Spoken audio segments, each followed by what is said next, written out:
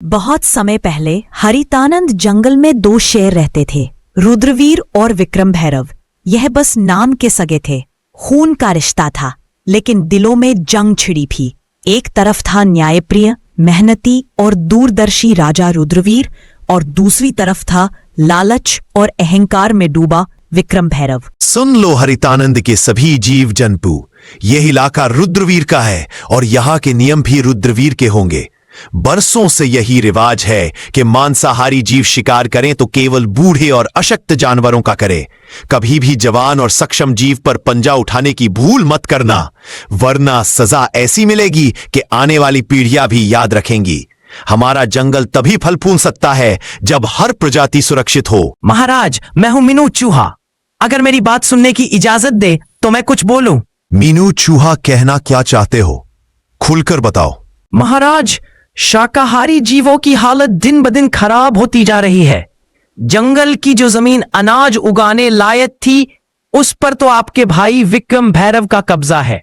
बाकी जमीन इतनी बंजर है कि चाहे कितनी मेहनत करें, पेट भरने लायक अनाज नहीं मिलता। महाराज, आज तो किसी तरह गुजर बसर हो रही है, लेकिन आने वाले दिनों में भूख हमारा सबसे बड़ा दुश्मन होगी। मीनू, तुम्हारी बात गंभीर है, लेकिन हर मुद्दे का हल एक ही दिन में नहीं निकलता।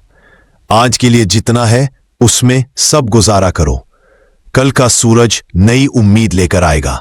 हम इस पर विचार करेंगे और कोई भी अन्याय, चाहे वह मेरा भाई ही क्यों ना करे, बर्दाश्त नहीं होगा। और उधर विक्रम भैरव। क्यों रे फट्टू भेड़िया, इस बार जनगणना का क्या हाल है?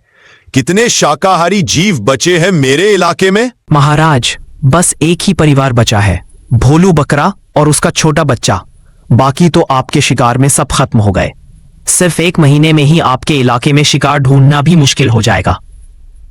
ये क्या बोल रहा है तू? अगर शिकार ही नहीं रहेगा तो हम खाएंगे क्या? भूख से मर जाएं क्या हम? महाराज, यही तो आपको पहले सोचना चाहिए था। जब से आप राजा बने हैं, आपने इतनी बेरहम शिकारी की है कि गिनने के लिए उंगलियां कम पड़ जाएं। अब हालत यह है कि आखिरी बचा शिकार भी आपके बड़े भाई के इलाके में भाग गया है। भागेगा कहाँ? शिकार मेरा है, चाहे वो भाई के इलाके में क्यों ना चला जाए। आज चाहे आसमान टूट पड़े, मैं उस भोलू बकरा को खाकर ही दम लूंगा। चल फट्टू भेड़िया मेरे साथ। इतना बोलकर विक्रम भैरव और फट्टू भेड़िया दोनों भोलू बकरा के पास जाने लगते हैं। महाराज, यही है रुद्रवीर का इलाका। भोलू बकरा यही छुपा होगा, लेकिन यह जगह आपके लिए खतरे से खाली नहीं है। खतरा विक्रम भैरव के लिए? यह जंगल मेरी रगों में बहता है। फट्टू भेड़िया और शिकार मेरा हक है, चाहे वो भाई का इलाका हो या किसी और का। आज भोलू बकरा का अंत पक्का है। अचानक झाड़ियों के पीछे से भोलू बकरा और उसका बच्चा दिखाई देते हैं, डर के मारे कांपते हुए। भागो मत, तुम्हारा वक्त आ गया है। आज तुम्हारी चीखें इस जंगल में आखिरी बार गूंजेंगी। विक्रम भैरव झपटता है, तभी उसके सामने रुद्रवीर आ जाता है। बस एक कदम और ये जंगल तुम्हारे नाम को हमेशा के लिए मिटा देगा विक्रम भैरव। यह इलाका मेरा है और यहां मेरे नियम चलते हैं।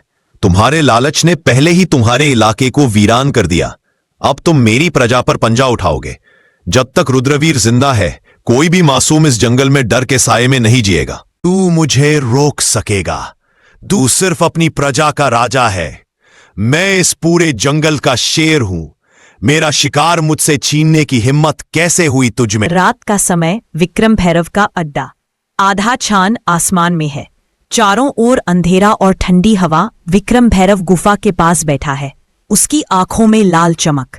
फट्टू भेड़िया पास में खड़ा है, डर और उत्सुकता के बीच।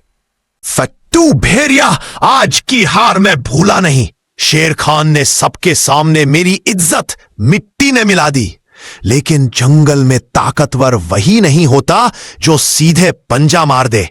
ताकतवर वो होता है जो दुश्मन के किले को अंदर से गिरा दे। महाराज, आपका क्या मतलब है? मतलब ये कि अब हम रुद्रवीर के इलाके में ऐसे बीज बोएंगे जो उसकी प्रजा को उसी के खिलाफ कर दे।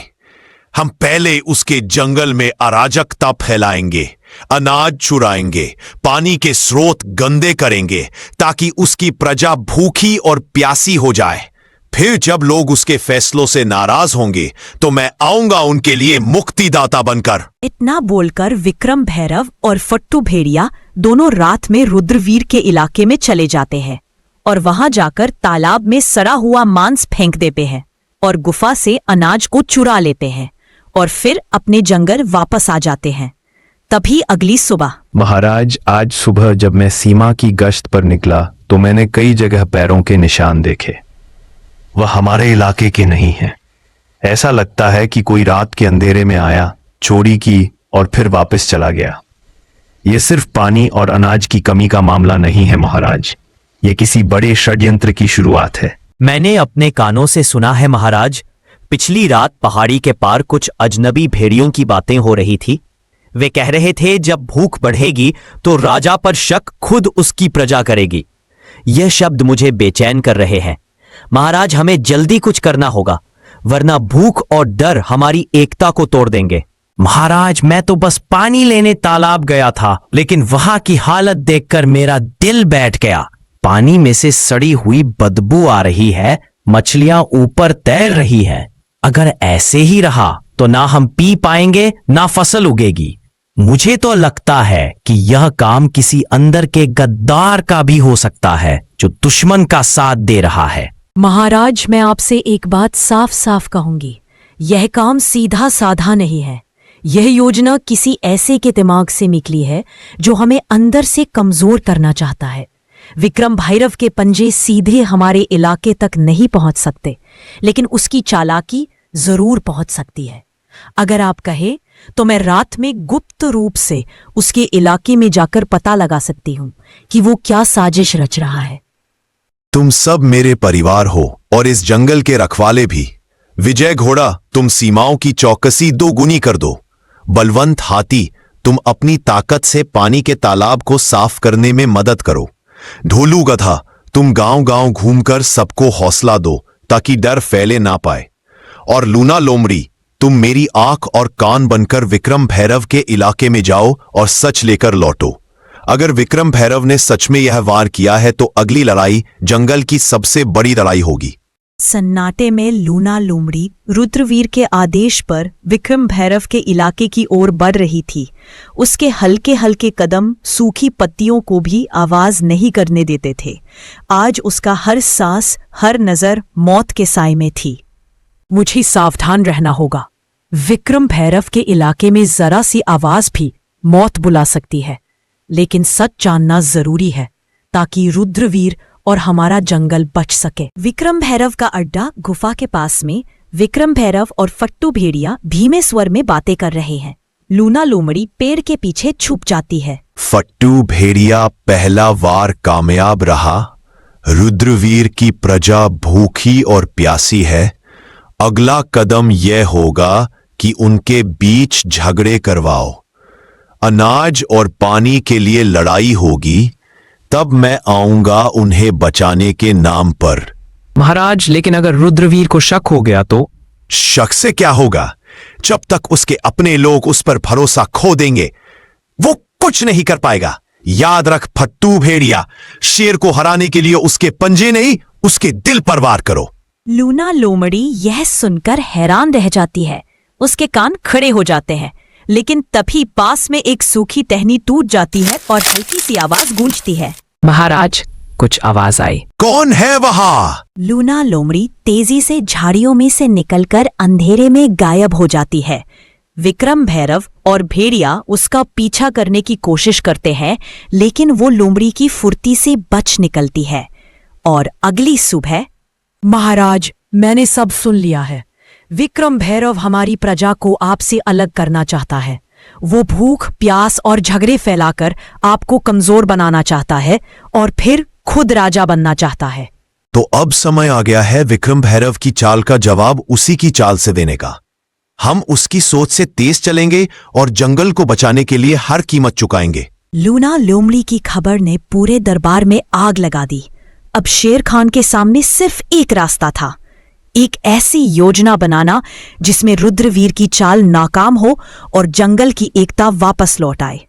सुनो मेरे साथियों, आज हम सिर्फ अपनी हुकूमत नहीं बल्कि पूरे जंगल का भविष्य बचाने जा रहे हैं। विक्रम भैरव ने सोचा कि वो भूख और डर फैलाकर हमें तोड़ देगा, लेकिन वह भूल गया कि एकजुट जंगल को कोई नहीं तोड़ सकता। विजय घोड़ा, तुम्हारी रफ्तार पूरे जंगल में सबसे तेज है। तुम सीमा पार विक्रम भैरव के इलाके के चारों ओर गश्त करोगे और अगर उसकी कोई टुकड़ी हमारी तरफ बढ़े तो तुरंत खबर लाओगे। महाराज, जब तक मेरे पैर में जान है कोई दुश्मन इस तरफ नहीं आ पाएगा। बलवंत हाथी, तुम्हारी ताकत हमारी ढाल होगी। तुम अनाज के भंडार के पास रहोगे ताकि विक्रम भैरव का कोई आदमी चोरी ना कर सके।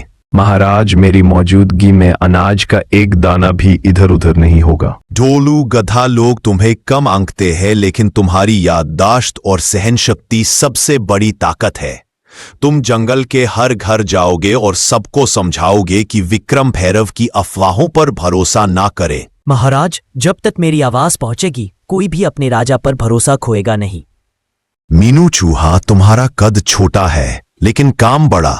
तुम विक्रम भैरव के अड्डे के अंदर घुसकर उसकी खाने पीने की चीजें कुतर दोगे ताकि उसकी टोली कमजोर हो जाए। समझ जाइए महाराज, अब विक्रम भैरव को दांत दिखाने से पहले दांत साफ करने पड़ेंगे। और लूना लोमड़ी, तुम्हारा काम सबसे मुश्किल है। तुम विक्रम भैरव के बीच फूट डालोगी। फट्टू भेड़िए को यकीन दिलाओ कि विक्रम भैरव उसे धोखा देने वाला है और जब उनके बीच लड़ाई होगी हम वार करेंगे। महाराज, विक्रम भैरव को नहीं पता कि खेल अभी शुरू हुआ है। योजना बन चुकी थी। अब ये सिर्फ ताकत की लड़ाई नहीं थी, ये थी दिमाग, हिम्मत और एकता की परीक्षा। जंगल की सांसें तेज हो चुकी थी क्योंकि विक्रम भैरव को खबर तक नहीं थी कि रुद्रवीर ने मोर्चा संभाल लिया है। फट्टू भेड़िए, आज भोलू बकरा मेरे पंजे से नहीं बच पाएगा। जो भी सामने आए उसे रौंद देना। महाराज, रास्ता साफ है लेकिन लगता है कोई हमें देख रहा है। कुछ भी नहीं होगा। अब होगी तो सिर्फ मौत, वो भी रुद्रवीर की। चलो पहले उसके सूखे मांस के बोरे में छेद कर देता हूं, फिर उसके पानी के घड़े में भी। अब देखता हूं कितने दिन ताकत में रहता है। इधर हाथी और लोमड़ी विक्रम भैरव के सामने आ जाता है। रास्ता बंद है। अगर एक कदम भी आगे बढ़ाया तो सीधा आसमान में उछाल दूंगा। मेरे रास्ते से हट जा हाथी, वरना तेरे कान फाड़ दूंगा। कोशिश करके देख ले। हाँ हाँ फट्टू भेड़िए, सुना है विक्रम भैरव तुम्हारे हिस्से का शिकार खुद खाने वाला है। तुम उसके लिए सिर्फ नौकर हो। क्या वो मुझे धोखा देगा? सोच ले, अभी भोलू बकरा तेरे पंजे में आ सकता है, वरना विक्रम भैरव सब खा जाएगा। महाराज, विक्रम भैरव जंगल में प्रवेश कर चुका है। जल्दी चलिए महाराज।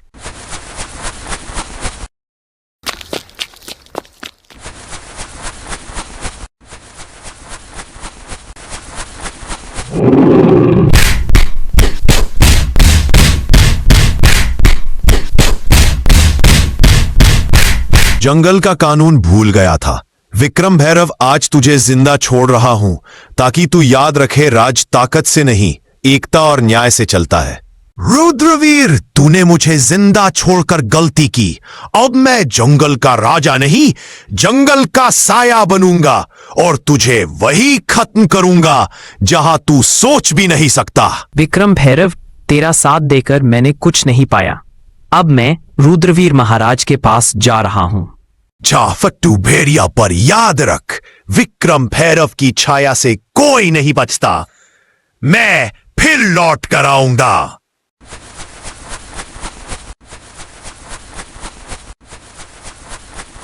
इस जंगल में कोई भी राजा नहीं है। राजा सिर्फ न्याय है और न्याय कहता है जो प्रकृति से विश्वासघात करे उसकी जगह यहां नहीं। तो दोस्तों, इस तरह रुद्रवीर विक्रम भैरव को एक और जिंदगी जीने का मौका देता है और फिर हरितानंद जंगल फिर से शांत हो गया। लूना लोमड़ी, विजय घोड़ा और बलवंत हाथी सब अपने अपने काम में लग गए।